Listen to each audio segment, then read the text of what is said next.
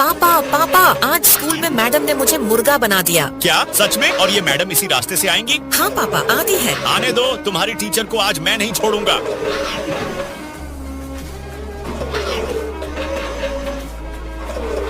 पापा वो देखो, उसी गाड़ी में मेरी टीचर बैठकर आ रही है। ठीक है, अब देखो तुम्हारी टीचर के साथ क्या होता है, और उसे देखने से पहले। बेटा, मुझे देखकर अनदेखा मत करना। अगर परीक्षा में पास होना चाहते हो तो इस वीडियो को एक लाइक करके और चैनल को सब्सक्राइब कर देना है। 5 सच्चे दोस्तों के साथ शेयर करना है और कमेंट में माँ सरस्वती लिखना मत भूलना। पापा, आपने तो टीचर का कचुम्बर बना दिया।